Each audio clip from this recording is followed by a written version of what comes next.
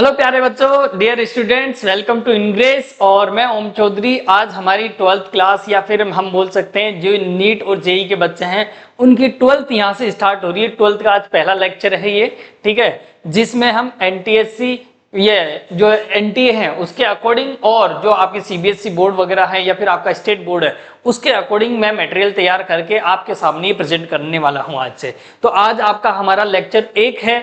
इस लेक्चर 1 से सारी जो भी सीरीज बनेगी उनको ध्यान से देखना है अपने को, ठीक है, और जल्दी जल्दी कवर करेंगे हम ताकि हमारा टाइम वेस्ट ना करके हम ज्यादा से ज्यादा क्वेश्चन प्रैक्टिस कर सके। ओके बच्चों, ठीक है। तो आओ सबसे पहले आज चैप्टर नंबर 1 और उसका भी टॉपिक नंबर 1 पढ़ने वाले हैं हम, जो नाम है इलेक्ट्रोस्टेट। इलेक्ट्रोस्टेट में चार्ज के बारे में देखेंगे। इलेक्ट्रोस्टेट अपना चैप्टर का नाम है। इलेक्ट्रोस्टेट का मतलब क्या होता है बच्चों? देखो, सबसे पहले इलेक्ट्रोस्टेट का मतलब जानते हैं।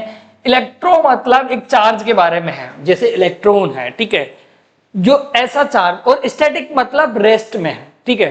तो ऐसा कोई चार्ज जो चार्ज हो और रेस्ट पे हो तो उसकी स्टडी को करने के लिए जो हम पढ़ते हैं इलेक्ट्रोस्टेट, मतलब चार्ज है और वो किस में है? रेस्ट पोजीशन में है, तो उसकी स्टडी को करेंगे। तो उसको इस चैप्टर में इसीलिए इसका नाम पड़ा इलेक्ट्रोस्टेट, ठीक है।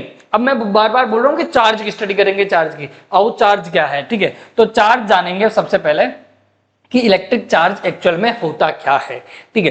तो इलेक्ट्रिक चार्ज एक ऐसा इंट्रिंसिक प्रॉपर्टी है किसी भी मैटर की जो कि वो उसके अंदर रहती है। जैसे आपकी खुद की एक प्रॉपर्टी होगी, जैसे एक मैग्नेट होती है उसकी कुछ ना कुछ प्रॉपर्टी होती है ना। तो ऐसा ही एक मैटर है, कोई सा मैटर हो तो मैटर के अंदर एक्चुअल में क्या होता है, उसके अंदर खुद के अंदर एक ऐसी प्रॉपर्टी होती है, इंट्रिंसिक प्रॉपर्टी होती है जो कि ये शो करती है। तो चार्ज एक ऐसी इंट्रिंसिक प्रॉपर्टी है जो किसके साथ रहती है? मैटर के साथ। मतलब आपका मास है तभी आपका चार्ज है, ठीक है, अदरवाइज मास नहीं है तो चार्ज भी नहीं है, ये ध्यान रखना। ओके, और हमेशा ध्यान रखना ये भी जरूरी नहीं होता है, अभी मैं आगे बताऊंगा इसका मतलब कि मास है और चार्ज भी होगा, कोई जरूरी नहीं है, न्यूट्रल भी बॉडीज हो सकती है। तो चार्ज ध्यान रखना एक इंट्रिंसिक प्रॉपर्टी है, ठीक है। अब चार्ज के बारे में हम थोड़ा बहुत और जानते हैं। जैसे चार्ज को यहाँ पे Q से रिप्रेजेंट करते हैं, ठीक है। और इस चार्ज के बारे में जो बताया सबसे पहले वो कौन थे? कुलाम भाई साहब थे। तो इनकी इसकी यूनिट वगैरह भी है ना, उसके अकॉर्डिंग लेते हैं हम, कुलाम से ऐसे रिप्रेजेंट करते हैं। अब चार्ज के बारे में थोड़ी और डिटेल से जानेंगे। सारे पॉइंट्स आज हम चार्ज के ऊपर ही बात करेंगे कि चार्ज की प्रॉपर्टी, चार्ज के टाइप्स, ये सब कुछ देखने वाले हैं, ठीक है। तो जैसे मैं चार्ज के बारे में थोड़ा सा और बताऊं इसमें, तो देखो ध्यान रखना, चार्ज एक ऐसा प्रॉपर्टी है जो यदि रेस्ट पे है, यहाँ देखो मैं 3 अलग अलग डायग्राम से बताता हूं आपको। यहाँ पे चार्ज है एक और चार्ज की कोई वेलोसिटी नहीं है, ठीक है, कोई भी वेलोसिटी नहीं है, मतलब ये क्या है? रेस्ट पे है। ये किस पे है भाई? ये रेस्ट पे है ना। तो ये जो अपने आसपास, उसके अपने आसपास जो फील्ड शो करेगा वो होगा आपका इलेक्ट्रिक फील्ड, ठीक है, इलेक्ट्रिक फील्ड शो करेगा बेटा, ठीक है। और यदि आपका जो चार्ज है वो कांस्टेंट वेलोसिटी से मूव होने लग जाए, है ना, जो आपका जो चार्ज है वो किससे? कांस्टेंट वेलोसिटी से, v कांस्टेंट हो, इसका मतलब क्या है? ये मोशन में है ना। यदि आपका चार्ज मोशन में आ जाए और कांस्टेंट वेलोसिटी से मूव होए तो ये कौन सा शो करेगा बेटा? ये मैग्नेटिक शो करेगा। ध्यान रखना, ये मैग्नेटिक फील्ड शो करेगा, ठीक है, ये मैग्नेटिक फील्ड शो करेगा। और यदि आपका चार्ज कांस्टेंट वेलोसिटी से नहीं है और वेलोसिटी उसकी बढ़ती जा रही है, ठीक है, मतलब उसमें एक्सेलरेट हो रहा है वो, ठीक है, मोशन में है लेकिन इस बार वेलोसिटी कांस्टेंट नहीं है बट बढ़ रही है, आपकी वेलोसिटी बढ़ रही है, तो वो ध्यान रखना, यहाँ पे ध्यान रखना, यहाँ पे मैग्नेटिक और इलेक्ट्रिक दोनों शो करने लग जाता है। जब मोशन में रहता है तो इलेक्ट्रिक तो शो कर रहा था, रेस्ट में भी कर रहा था, मोशन में भी करेगा ही, लेकिन मैग्नेटिक फील्ड भी शो करने लग जाता है और वो एक्सेलरेट भी होने लग जाए आपका चार्ज, है ना। तो ध्यान रखना, यहाँ पे मैग्नेटिक भी शो करेगा, इलेक्ट्रिक भी शो करेगा, ठीक है, और ये वेव भी शो करेगा। वेव इसका मतलब इन तीनों से क्या बनती है? हमारी रेडिएशन बनती है। तो ये एक तरह से ये रेडिएशन शो करेगा आपको, ध्यान रखना, मतलब ये रेडिएट हो जाएगा। ओके, तो चार्ज रेडिएट हो जाता है जब उसकी वेलोसिटी कांस्टेंट नहीं रहती है तो। ओके, तो ये चार्ज के बारे में आपको ध्यान रखना है, कुछ छोटी छोटी बातें। अब इसकी है ना यूनिट्स आपको पता होनी चाहिए। मैंने अभी आपको यूनिट के बारे में बताया कि जो इसकी यूनिट होती है वो कुलाम होती है, ध्यान रखना, कुलाम होती है इसकी यूनिट, है ना। और इसकी यूनिट ऐसे भी बोल सकते हो क्योंकि आपको पता है I इक्वल टू क्या होता है, जैसे 10th में पढ़ा होगा आपने, Q अपॉन T होता था, है ना। I करंट होता है, Q चार्ज होता है, T टाइम होता है, तो ये कुलाम और सेकंड। तो इसकी यूनिट ऐसे भी लिख सकते हो 1 एम्प ये कुलाम, इसका एम्पियर सेकंड, ठीक है। ये देखो यहाँ से Q की वैल्यू ऐसे लिख सकते हो ना, I इंटू टी, तो I किस में है, एम्पियर में, और T किस में है, सेकंड में, तो ये कुलाम एक तरह से। तो ये एम्पियर सेकंड भी इसकी यूनिट लिख सकते हो। ये दोनों की दोनों यूनिट आपकी एमकेएस यूनिट्स होती है। ओके, एम्पियर सेकंड या फिर कुलाम। ज्यादातर हम कुलाम ही याद रखते हैं क्योंकि पूरा चैप्टर इसी के ऊपर पढ़ने वाले हैं, ठीक है। और इसकी अदर यूनिट्स भी हम देख सकते हैं, जैसे इसकी ये तो एमकेएस थी आपकी, ठीक है, ये एमकेएस यूनिट थी आपकी। अब इसके अलावा हम यहाँ पे सीजीएस यूनिट की बात करें या फिर अदर यूनिट की बात करें तो ध्यान रखना स्टेट कुलाम होती है, ठीक है। कौन सी, स्टेट कुलाम होती है आपकी, ये चीज आपको ध्यान रखना है भाई, स्टेट गुलाम होती है। कौन सी यूनिट, सीजीएस यूनिट, ध्यान रखना, ठीक है। और ईएसयू भी बोलते हैं, ठीक है, इलेक्ट्रोस्टैटिक यूनिट्स ऑफ चार्ज, है ना, या फिर फ्रैंकलाइन, ये सब सीजीएस यूनिट्स होती है, इसकी ध्यान रखना। अनदर यूनिट्स भी है सीजीएस में, ईएमयू ऑफ चार्ज भी है या फिर एब्सोल्यूट चार्ज भी है, एबीसी, ऐसे एबी स्मॉल लिखा जाता है, कैपिटल सी लिखा जाता है, एब्सोल्यूट कोलाम बोलते हैं इसको। प्रैक्टिकल जो यूनिट होती है इसकी वो फेराड होती है, ध्यान रखना।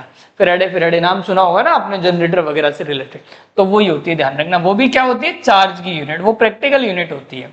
और यहाँ पे मैं रिलेशन की बात करूं तो 1 कुलाम इक्वल्स टू 3 इंटू 10 की पावर 9 कुलाम। अब जैसे यहाँ पे मैं बोलूं कि आपको याद कैसे रखना है, जैसे आपको याद रहता है ना लाइट की वेलोसिटी क्या होती है, 3 इंटू 10 की पावर 8 होती है, 8 मीटर पर सेकंड होती है ना, याद करो लाइट की, है ना।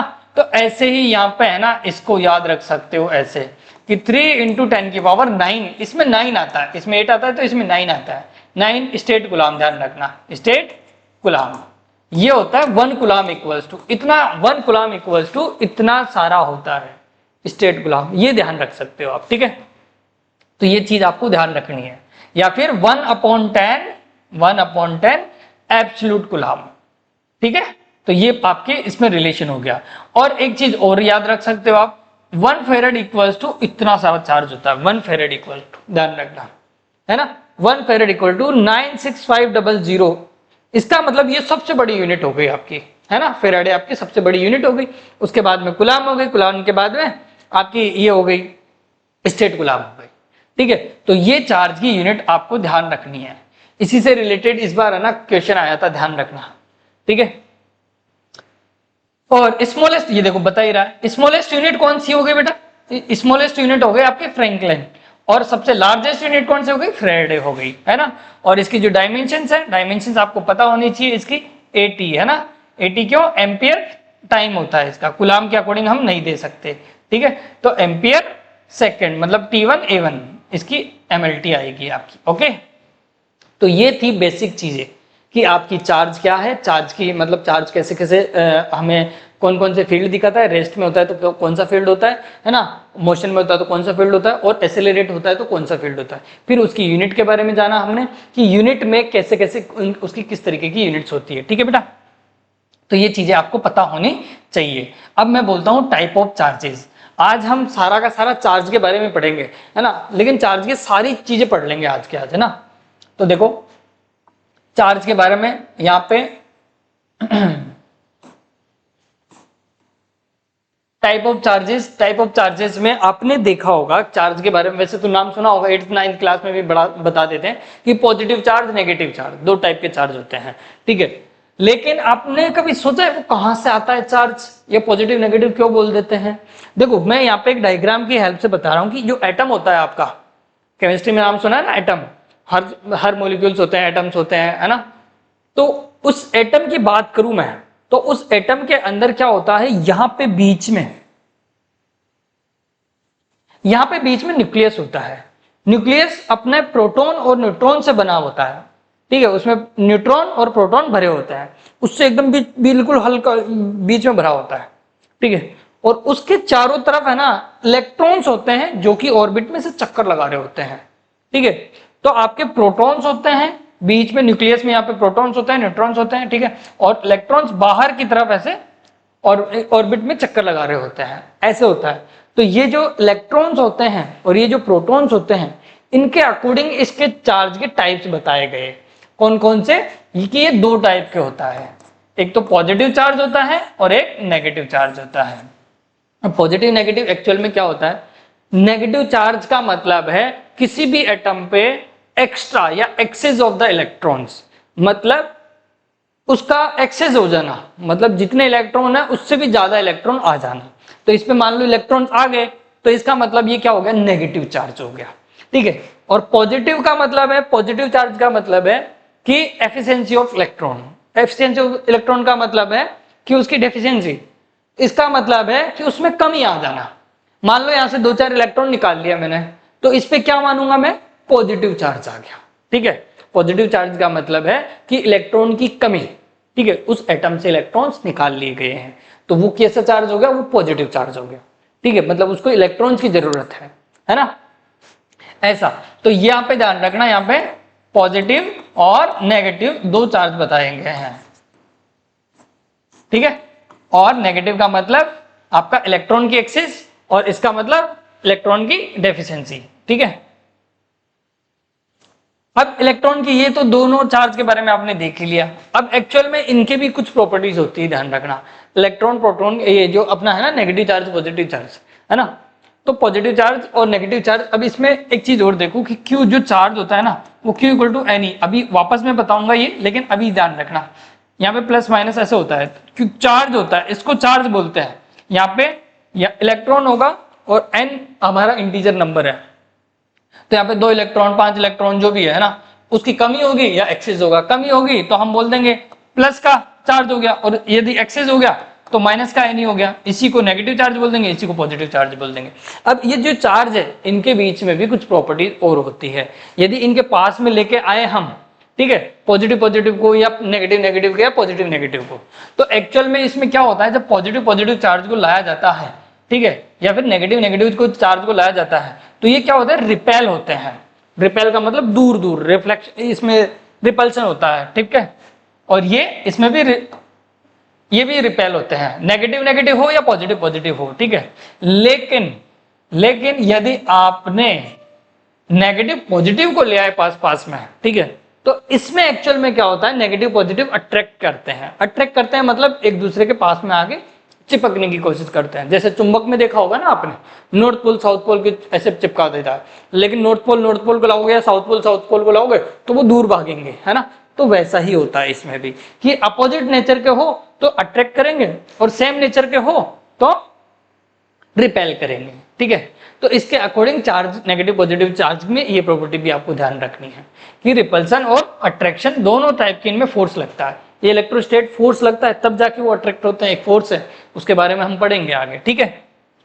और चार्ज की प्रॉपर्टी और देखते हैं हम क्या होती है, ठीक है। तो चार्ज क्या होता है? इनवेरिएंट रहता है। देखो ये अच्छी प्रॉपर्टी है आपकी एक, कि आपका जो चार्ज है वो इनवेरिएंट रहता है। इनवेरिएंट का मतलब मैं बताता हूं, where is mass is variant, लेकिन मास वेरिएंट रहता है। इनवेरिएंट का मतलब है कि वो वेरी नहीं करता है। जैसे एग्जांपल, मान लो यहाँ पे कोई चार्ज है, प्लस क्यू चार्ज है, ठीक है।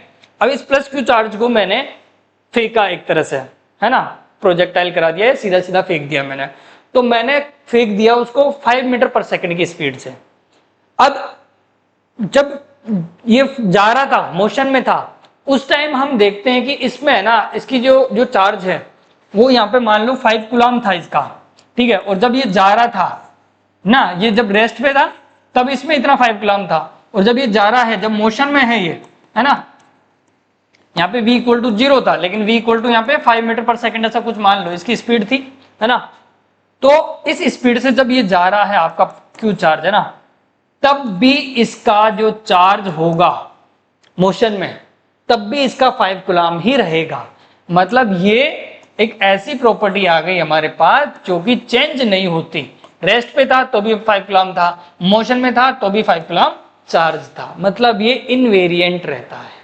लेकिन मैं मास की बात करूं, यहां पे,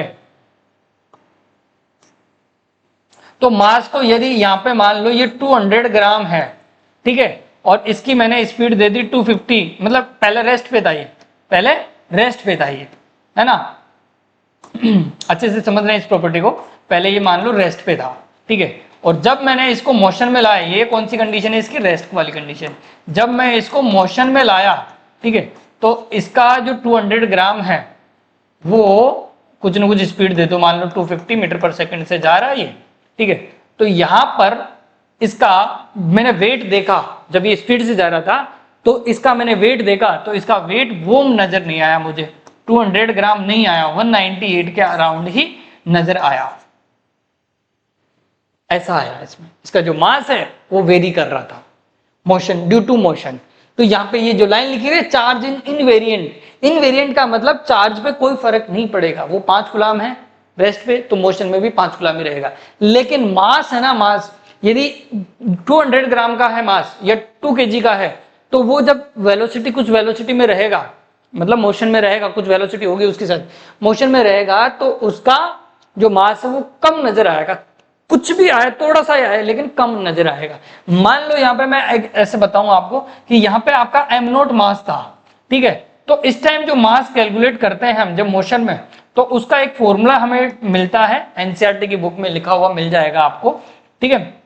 तो देखना m0 जो मास है, जो mds है, जो नया मास है, वो कैसे पता करते हैं हम, ये mds की वैल्यू आई है अभी, तो ये कैसे वैल्यू आई होगी, m0 divide by root of 1 minus v square upon c square, इसको कैलकुलेट करते हैं हम, तब जाके आपके पास mds की वैल्यू आती है, मतलब मोशन में जो मास है उसकी वैल्यू आती है। और यहाँ पे v आपको पता है, ये रेस्ट का मास आ गया आपका, ठीक है, ये रेस्ट वाला मास है, और ये वेलोसिटी ऑफ लाइट है जो कितनी होती है 3 × 10⁸, और ये आपकी जो वेलोसिटी दे रखी होगी वो। तो इस फॉर्मूले से हम कैलकुलेट करेंगे कि जब मोशन में होगा तब उसका मास एक्चुअल में कितना होगा, जबकि एक्चुअल में तो उसका मास 200 ग्राम था, लेकिन 198 कब आया, तब जब वो मोशन में था।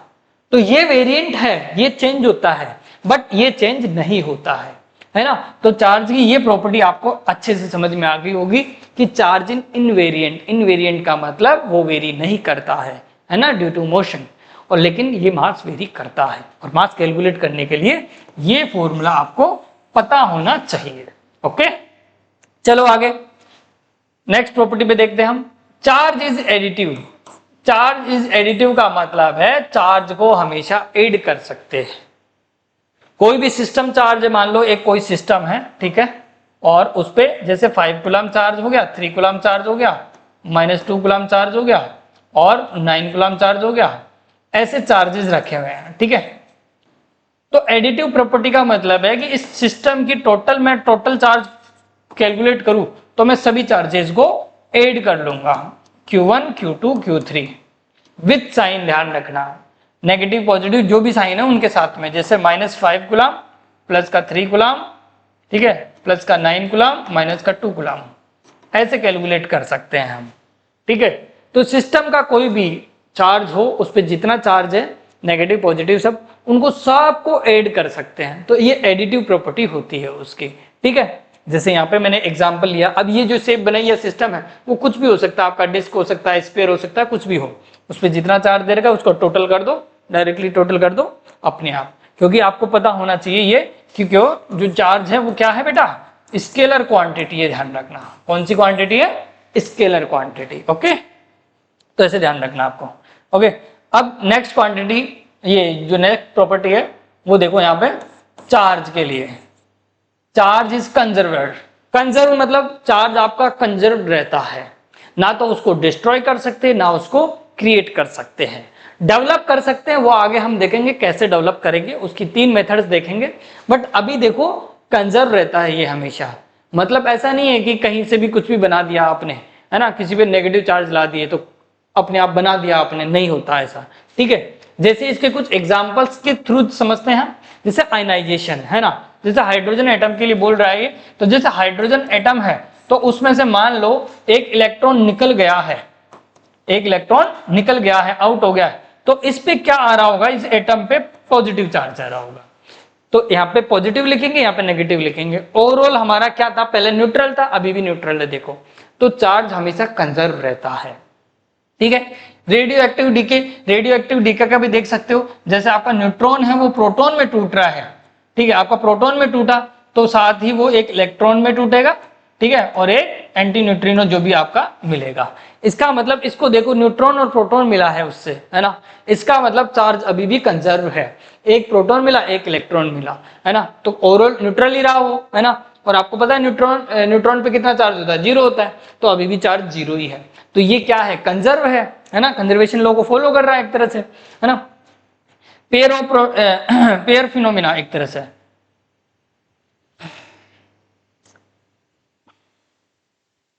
पेयर फिनोमिना के लिए ये डायग्राम देख सकते हो आप, ध्यान रखना, ये वाला पेयर फिनोमिना क्या होता है, जैसे गामा फोटोन से, ये क्या है, एक तरह से रे है अपनी, लाइट है ना, तो जब लाइट है ना, लाइट से भी जब हमारा ये पेयर, ये हम देखेंगे मॉडर्न फिजिक्स में और भी अच्छे से देखेंगे कि इसमें कैसे टूटता है, कैसे बनता है ये, ठीक है। तो ये जब फोटोन्स अपने टूटते हैं तो वहां पे एक पॉजिट्रॉन और एक इलेक्ट्रॉन, मान लो एक इलेक्ट्रॉन मिला आपको तो एक पॉजिट्रॉन मिलेगा। और अभी भी देखो यहाँ पे कोई भी चार्ज नहीं होता है ना, चार्ज क्या है यहाँ पे, 0 है ना, तो अभी भी यहाँ पे टोटल करोगे तो चार्ज अभी भी क्या होगा, 0 रहेगा। ये देखो यहाँ पे लिखा हुआ है क्यू फाइनल अभी भी 0 है और क्यू इनिशियल आपका 0 था। फोटोन्स का कोई चार्ज नहीं होता तो यहाँ पे देखो 0 है और बाद में भी आपका 0 ही रहेगा, ठीक है। तो ये है पेयर फॉर्मेशन, ध्यान रखना, पेयर प्रोडक्शन फिनोमिना बोलते हैं, पेयर में मिलता है आपको ये पॉजिट्रॉन और इलेक्ट्रॉन।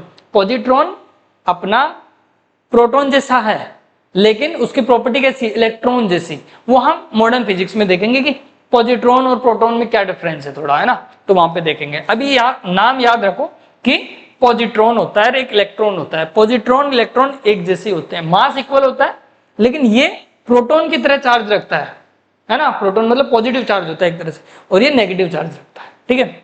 बाकी सेम मास वास सेम होता है, ठीक है। तो ऐसे पेयर प्रोडक्शन का भी आप देख सकते हो, ठीक है। Conservation of the energy into mass, वही है कि एनर्जी आपके मास में कन्वर्ट होती है ना, तो वहां पे भी आपका जो चार्ज वगैरह है, इसी के मॉडर्न फिजिक्स में ये भी देख लेंगे हम कि जो आपकी एनर्जी है, जैसे आइंस्टाइन ने एक इक्वेशन दी थी delta E equals to mc square, है ना, तो वो जो डेल्टा m है वो है मास डिफरेंस, ठीक है, कि पहले एटम में कितना था, बाद में कितना था, वो सारा सब कुछ मैं बताऊंगा उस टाइम जब मॉडर्न फिजिक्स हम पढ़ेंगे। अभी याद रखना कि conservation of energy into mass, ध्यान रखना, एनर्जी मास के अंदर कन्वर्ट होती है, उसमें भी आपका जो चार्ज होता है वो कंजर्व ही रहता है। तो ये बेसिक मैंने एग्जांपल्स दे दिए हैं, लेकिन इंपॉर्टेंट है आपके लिए, आप में बोर्ड में भी लिख सकते हो और आपको आगे भी याद रखने हैं आपको ये, ओके। चलो बेटा नेक्स्ट देखते हैं इसमें। पेयर एनिहिलेशन वही है, इसका जस्ट उल्टा, पेयर एनिहिलेशन का भी मतलब इसका जस्ट उल्टा होता है। इसमें एक प्रोटॉन ये पॉजिट्रॉन और इलेक्ट्रॉन मिलके फोटोन बनाते हैं, तो वही है आपका क्यू इनिशियल भी आपका 0 होता है और क्यू फाइनल भी आपका 0 होता है। तो ये जस्ट इसका ही उल्टा एग्जाम्पल है इसका, ओके, पेयर एनिहिलेशन। ये भी हम मॉडर्न फिजिक्स में वापस देखेंगे, बट यहाँ पे चार्ज पढ़ रहे हैं इसलिए हम ये पॉइंट्स ले लिए हैं यहाँ पे। अब देखो चार्ज, क्वांटाइजेशन ऑफ चार्ज, ये अच्छी प्रॉपर्टी है आपकी एक, कि जो चार्ज है वो क्वांटाइजेशन रहता है। क्वांटाइजेशन का मतलब है कि आपका क्वांटा में रहता है एक तरह से, Q equal to plus minus n. यहां पे ये जो E है वो है इलेक्ट्रॉन और इसकी वैल्यू है 1.6 इंटू 10 के और माइनस 19 कूलम। 1 इलेक्ट्रॉन इक्वल, ध्यान रखना इसकी वैल्यू ये होती है, और जो ये N है वो है आपका इंटीजर, इंटीजर है, ध्यान रखना इसमें हमेशा 1 2 3 ऐसी ही वैल्यू आएगी, ध्यान रखना कभी भी ऐसी वैल्यू नहीं आएगी। कौन कौन सी वैल्यू नहीं आएगी, कभी रूट में आ जाए या कभी रेशनल नंबर आ जाए या कभी पॉइंट्स में आ जाए, डेसिमल में आ जाए, ऐसी कोई सी भी वैल्यू नहीं आएगी इसमें, ध्यान रखना इसमें ऐसी कोई सी भी वैल्यू आपको याद नहीं रखना कि ऐसा n की वैल्यू कभी भी ऐसी आएगी। हाँ e की वैल्यू जरूर होगी, e की वैल्यू तो ऐसे रहेगी, ये तो फिक्स है। n की वैल्यू बोल रहा हूं मैं कि n की वैल्यू हमेशा इंटीजर रहेगी, है ना, और प्लस माइनस वो दिखाएगा पॉजिटिव चार्ज या नेगेटिव चार्ज, लेकिन जो n की वैल्यू 1 2 3 4 5 ऐसे ही रहेगी, ध्यान रखना कभी भी ऐसी नहीं रहेगी, ध्यान रखना, ठीक है।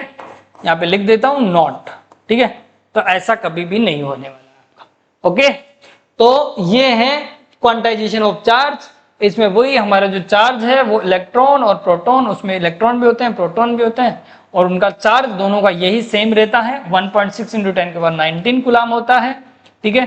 यदि माइनस का साइन है तो इलेक्ट्रॉन बोलेंगे और यदि पॉजिटिव चार्ज है तो इसको प्रोटॉन बोलेंगे, ध्यान रखना, प्रोटॉन की हेल्प से समझ सकते हैं हम।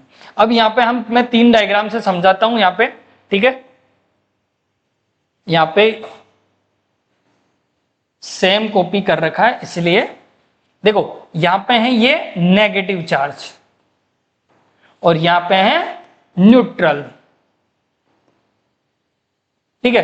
तो देखो पॉजिटिव चार्ज बॉडी में देखो यहाँ पे आपको दिख रहा होगा कोई भी स्फीयर है या कुछ भी बॉडी है उस पे आपको चार्ज देखने, तो यहाँ पे देखो पॉजिटिव चार्ज ज्यादा दिख रहे हैं, है ना, और नेगेटिव कम दिख रहे हैं। तो एक्सेस अमाउंट में ज्यादा कौन हुआ? ओवरऑल अमाउंट किसका हुआ? पॉजिटिव चार्ज का, इसलिए इसको क्या बोलेंगे? पॉजिटिवली चार्ज बॉडी, ध्यान रखना। लेकिन यहाँ पे देखो इलेक्ट्रॉन, ये जो नेगेटिव चार्ज है वो ज्यादा दिख रहे हैं, है ना, पॉजिटिव कम दिख रहे हैं, तो इसको बोलेंगे नेगेटिव चार्ज बॉडी, ठीक है। और यहाँ पे देखो 1 2 3 4 5, ठीक है, और माइनस वाले जो नेगेटिव है वो भी 1 2 3 4 5, ठीक है, दोनों इक्वल है, नेगेटिव भी इक्वल है, नेगेटिव और पॉजिटिव दोनों इक्वल है। 5 कूलम तो आपका पॉजिटिव है यहाँ पे, है ना, और -5 कूलम आपका नेगेटिव है। तो इसका मतलब ओवरऑल कितना हुआ? 0 हुआ, है ना, ओवरऑल कितना हुआ? 0 हुआ ना, क्यू टोटल तो आपका, तो सिस्टम का टोटल क्यू चार्ज आपका 0 हुआ, इसलिए इसको क्या बोलेंगे? Neutral body. न्यूट्रल बॉडी उन्हीं को बोला जाता है जिसमें नेगेटिव और पॉजिटिव चार्ज है ना इक्वली डिवाइडेड हो, है ना, इक्वल हो जाए तो न्यूट्रल। जैसे ये पेन है तो इस पेन पे क्या है? मुझे कोई चार्ज नहीं नजर आ रहा, इसका मतलब क्या है? इसके अंदर जो पॉजिटिव चार्ज है जो नेगेटिव चार्ज है वो कंबाइंड होकर इसको न्यूट्रल कर दिया है, ठीक है। यदि मैं इससे इलेक्ट्रॉन निकाल लूँ तो ये पॉजिटिव हो जाएगी, यदि मैं इससे पॉजिटिव चार्ज निकालूं, है ना, या फिर इलेक्ट्रॉन इस पे दे दूं तो ये नेगेटिव चार्ज हो जाएगी, समझ गए? ओके, चलो अब आगे देखते हैं। अब आगे हम कुछ देखते हैं कि चार्ज और मास के बीच में क्या डिफरेंस है, थोड़ा थोड़ा, ठीक है। अभी बोल रहा था ना मैं कि ये मास होगा तो ही चार्ज होगा, है ना, तो एक तरह से इसमें भी कुछ सिमिलरिटीज देखते हैं हम। ये मैटर है, ये चार्ज है, मैटर के ऊपर ही चार्ज रहता है, ठीक है, तो मास है तो ही आपका चार्ज पॉसिबल है, ये बात तो मैं बोल दिया था। अब इसको डिफरेंशिएट करके देखते हैं कि इनके बीच में, क्योंकि हमने 9th क्लास में तुमने पढ़ा होगा या 11th क्लास में तुमने पढ़ा होगा ग्रेविटेशन, तो हमने ये भी पढ़ा था मास है ना एक दूसरे को अट्रैक्ट कर रहे होते हैं, लेकिन इतने धीरे कर रहे होते हैं, इतना कम लग रहा होता है, फोर्स की सबसे वीकेस्ट फोर्स माना जाता है ग्रेविटेशनल को, है ना।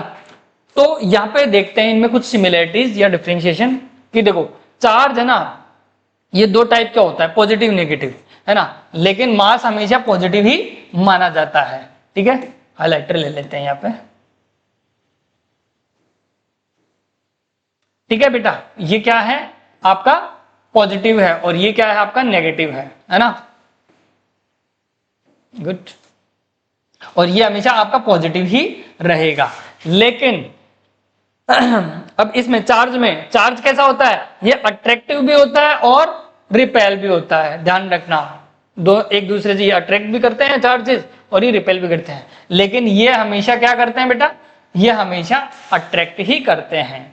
इसके अलावा हम इसमें देख सकते हैं डज नॉट वेरी विथ, ये देखो कभी भी वेरी नहीं होता, अभी देखा था ना आपने इनवेरिएंट वाली, ये वेरी नहीं होता किसके साथ? वेलोसिटी के साथ में, है ना। लेकिन मास हमेशा क्या होता है? वेरी करता है वेलोसिटी के साथ, वेरी हाई कंपेरेबिलिटी, है ना। तो देखो हाई वेलोसिटीज के साथ में ये वेरी कर जाता है, चेंजेस आ जाते हैं उनके, ठीक है। अब जैसे यहाँ पे ये ऑलवेज कंजर्व रहता है, ठीक है, लेकिन चार्ज तो हमेशा क्या होता है? कंजर्व रहता है, लेकिन आपका मास कंजर्व नहीं रहता है। पहले बोला जाता था कि मास कंजर्वेशन ये वो, है ना, हमने काइनेमेटिक्स पढ़ी थी, वहां पे मास कंजर्वेशन सुना होगा तुमने, है ना। लेकिन आइंस्टाइन ने क्या किया था? एक इक्वेशन दी थी जिससे सारी चीजें चेंज हो गई थी दुनिया की, है ना, कि मास आपका एनर्जी में कन्वर्ट हो सकता है और एनर्जी मास में कन्वर्ट हो सकती है, ऐसा बोला था ना आइंस्टाइन ने। तो यह ध्यान रखना, मास can be converted into energy, है ना, मास कन्वर्टेड इनटू एनर्जी, ठीक है। तो इसका मतलब ये कंजर्वेशन लॉ को फॉलो नहीं करता है ना, उसमें भी डिस्ट्रॉय नहीं कर सकते, बट ये कन्वर्ट हो सकता है ना, और ये कंजर्व रहता है हमेशा। Charge can not exist without mass, charge can not without exist मास।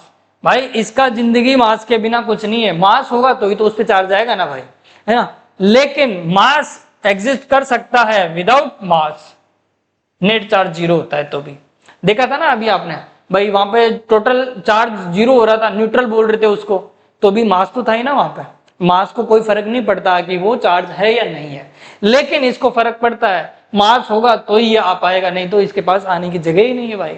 समझ गए ना? तो मास के बिना ये चार्ज नहीं रह सकता, लेकिन मास रह सकता है। ओके, चले आगे। चलो भाई, अब यहां पे दो डेफिनेशंस हैं।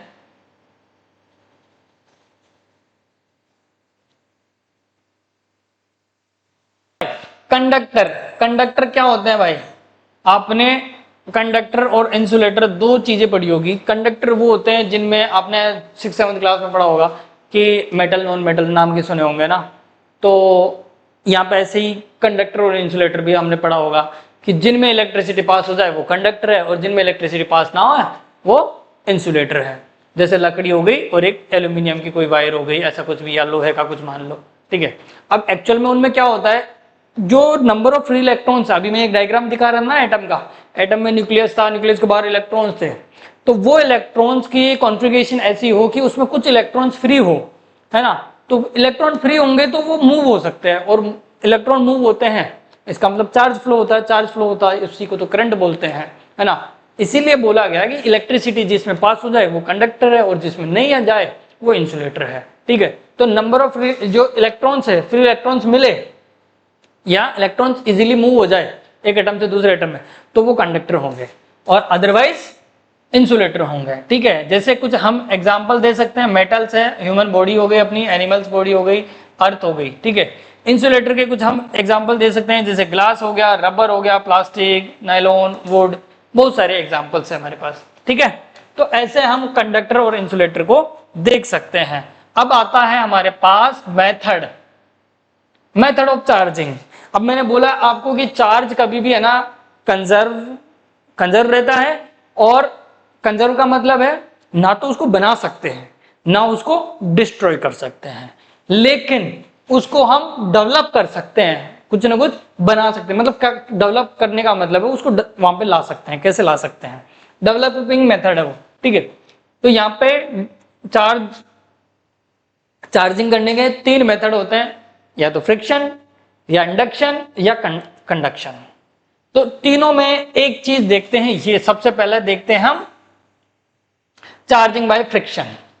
फ्रिक्शन में एक्चुअल में क्या होगा, दो चीजों को रब करते हैं। जैसे हमें सर्दियों में ऐसा लगता है ना, तो हम सर्दियों में ऐसे रब करते हैं हाथों को, तो हमारे हाथों में गर्मी आ जाती है, एनर्जी आ जाती है। क्यों आ जाती है? क्योंकि वहां पे हम ऐसे रब कर रहे हैं, तो रब करने से क्या चार्ज होता है, चार्ज होता है वो एनर्जाइज हो जाता है, हमारे जो भी है ना हाथ एनर्जाइज हो जाते, तो मतलब हीट प्रोड्यूस करने लग जाते हैं, है ना। तो ऐसा ही होता है इसमें भी, फ्रिक्शन में भी ऐसा होता है। जैसे आपने बचपन में देखा होगा कि स्केल ली होगी, स्केल से बालों से रगड़ा होगा, फिर कागज के टुकड़ों को ऐसे चिपकाते हैं हम, तो चिपक जाते हैं, वो भी फ्रिक्शन का ही एक एग्जाम्पल है ना। तो ध्यान रखना, एक बॉडी को चार्ज कर लो फ्रिक्शन से, तो रब किया जाता है दो बॉडीज को। जैसे यहाँ पे एक टेबल के अकॉर्डिंग हम समझे, ठीक है। तो इस टेबल के अंदर दे रखा है, यदि ग्लास रोड को यदि सिल्क से हम रगड़ा जाए तो इस पे कौन सा चार्ज आ जाएगा? इस पे पॉजिटिव चार्ज आ जाएगा भाई, ग्लास रोड पे, है ना। और इस सिल्क क्लॉथ पे कौन सा आ जाएगा? नेगेटिव चार्ज आ जाएगा। समझ गए? जैसे वुडन क्लॉथ है, तो वुडन क्लॉथ को रब बाय शू, या फिर रबर, अंबर, प्लास्टिक ऑब्जेक्ट, इनसे करते हैं, या फिर ड्राई एयर को कॉम से करते हैं, या फिर केट की स्किन जो होती है ना, बाल होते हैं उसके एक तरह से, एबोनाइट रोड से करते हैं, तो एबोनाइट रोड पे क्या आ जाएगा? नेगेटिव चार्ज आ जाएगा, और उस पे पॉजिटिव चार्ज आ जाएगा। तो ये टेबल आप याद रख सकते हो, एक फ्रिक्शन के कुछ एग्जांपल्स है ना। ये फ्रिक्शन से इस पे पॉजिटिव चार्ज आते हैं, किस पे नेगेटिव चार्ज आ जाते हैं, ठीक है। दूसरा है हमारे पास इंडक्शन। अब इंडक्शन का बड़ा अच्छा है, देखो इसमें तो समझ गए हम कि दो चीजों को रब करने से एक पे पॉजिटिव चार्ज आ जाता है, एक पे नेगेटिव चार्ज आ जाता है। इंडक्शन में एक्चुअल में क्या होता है? इंडक्शन में इंड्यूस किया जाता है। इंड्यूस का मतलब समझते हो? इंड्यूस का मतलब अपने आप प्रेरित हो जाना, है ना। इंड्यूस का मतलब प्रेरित हो जाना। जैसे मैं आपको बोलूं कुछ, है ना, या फिर आपका दोस्त आपको है ना बोले कि नीट करना है, जेई करना है, नहीं बोर्ड में इस बार अच्छा करना है, ये करना है, आप मोटिवेट हो जाते हो। उसको आपने कुछ किया नहीं है, आपने उसने ना आपको थप्पड़ नहीं मारी, भाई ऐसे डांटा हो ऐसा कुछ, वो अपने आप उसकी आवाज से आप वो हुए हो, मोटिवेट हुए हो, है ना। प्रेरित हुए हो, इंड्यूस्ड हुए हो। तो ऐसे ही इसके अंदर होता है। मान लो एक बॉडी है, एक बॉडी पे चार्ज है, दूसरी बॉडी है, दूसरी बॉडी न्यूट्रल बॉडी है, उसको जैसे हम पास में लेके आएंगे तो उसके पास में लाने से ही उस पे एक दूसरा चार्ज आ जाएगा। क्यों? जैसे एग्जांपल यहां पे देखो, मान लो ऐसे एक बॉडी है, ठीक है, ये पहले न्यूट्रल बॉडी थी हमारे पास, ठीक है, मान लो ये न्यूट्रल बॉडी थी हमारे पास पहले, ऐसे था एक पहले न्यूट्रल बॉडी थी पूरी, ठीक है।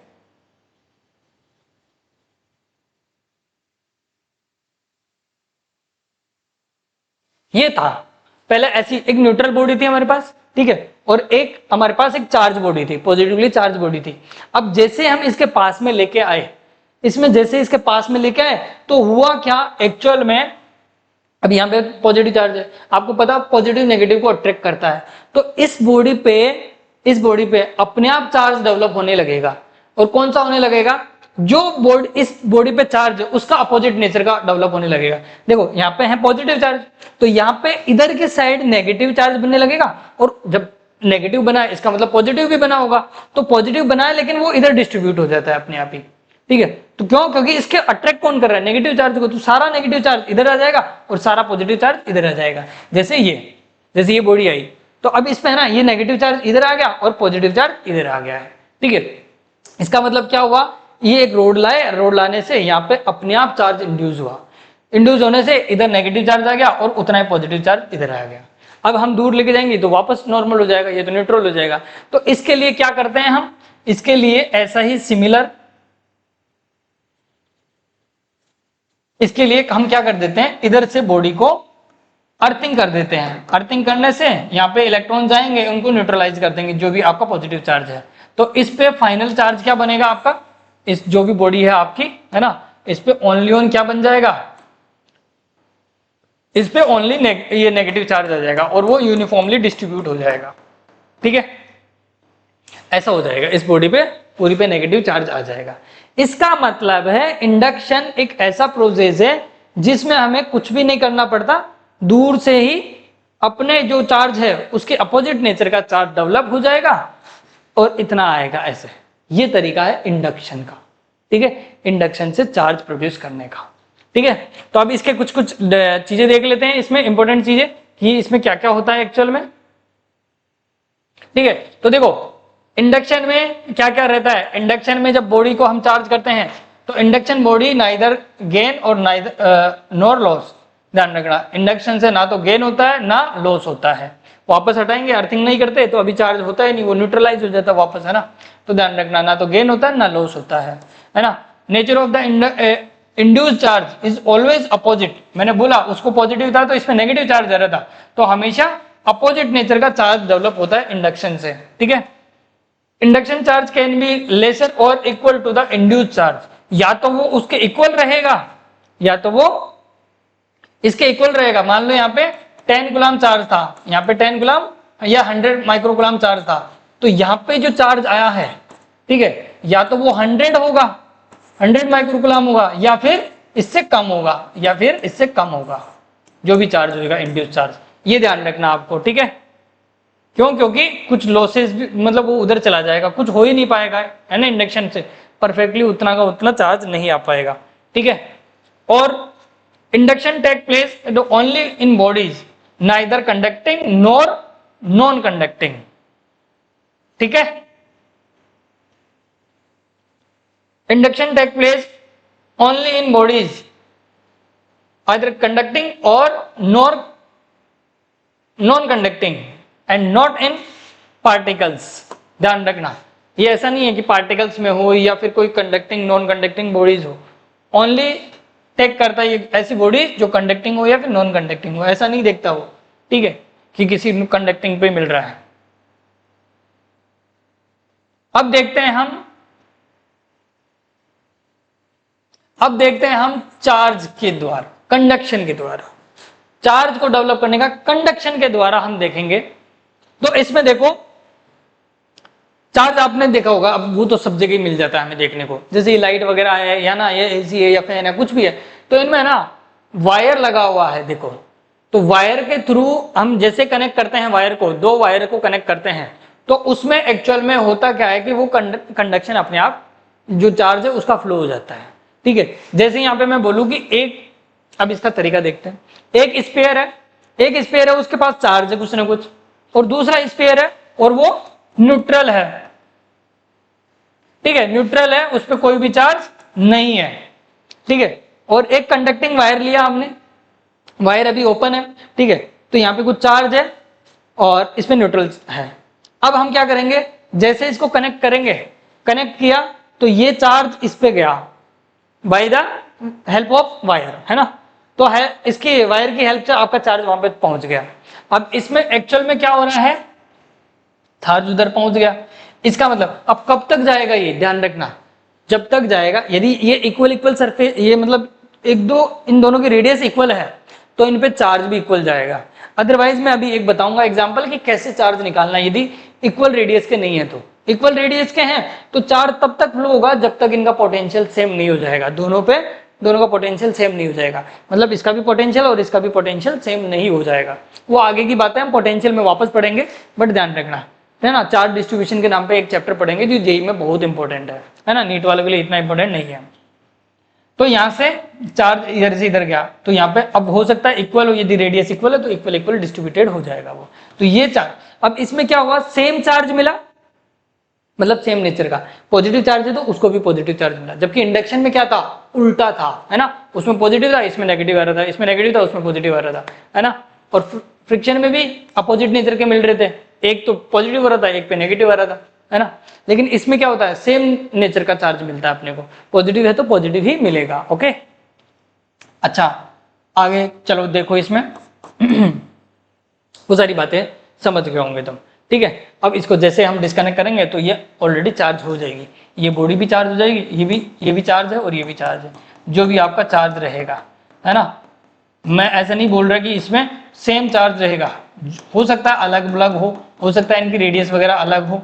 ठीक है, तो अब इसी से रिलेटेड एक इंपॉर्टेंट नोट लिखते हैं, पहले इससे रिलेटेड कुछ बातें देख लेते हैं फिर देखते हैं, है ना। तो देखो, इसमें कनेक्ट नेसेसरी है, कनेक्ट होना नेसेसरी है कि वायर कनेक्ट होगा तभी ही चार्ज का फ्लो होगा।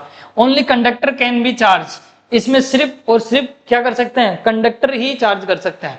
ऊपर वाले में देखा था ना भाई, या तो कंडक्टिंग भी नॉन कंडक्टिंग दोनों चार्ज हो जाते थे, लेकिन इसमें क्या है, ओनली कंडक्टर ही चार्ज कर सकते हैं। और this is method only conductor will be acquire the same nature of the charge, इसमें जो मैंने बोला ना, ये भी पॉजिटिव होगा तो ये भी, तो सेम नेचर का चार्ज इसमें आपको मिलता है। और total of the charge of the distribution in the ratio of the ready, ये बहुत इंपॉर्टेंट पॉइंट है आपका, ध्यान रखना। इसमें ये बोल रहा है total charge of the system in the distribution ratio of the ready, मतलब रेडियस के अकॉर्डिंग, यदि स्पेयर है तो स्पेयर है तो स्पेयर, ओनली स्पेयर की बात हो रहा है, ध्यान रखना। स्पेयर है तो स्पेयर्स की रेडियस है उनके अकॉर्डिंग उनका चार्ज का रेशियो रहता है। मान लो यहाँ पे जैसे कोई, अभी मैं बताता हूँ, चलो इसका मेथड मैं बताता हूँ, इस पॉइंट का मतलब मैं बता ही देता हूँ। वैसे एक शॉर्ट ट्रिक मैंने बनाई है ना, तो आप जाके शॉर्ट ट्रिक भी देख लेना। तो इसमें एक्चुअल में क्या होता है, यहाँ पे मान लो इसकी रेडियस R1 है और इसकी रेडियस R2 है ना। तो R1 R2 का जो भी रेशियो है, यहाँ पे R1 R2 का जो भी रेशियो है वो अपने बाद में, कंडक्शन के बाद में, हटाने के बाद में जो चार्ज रहेगा यहाँ पे Q1 Q2 है ना, Q1 Q2 डैश, है ना।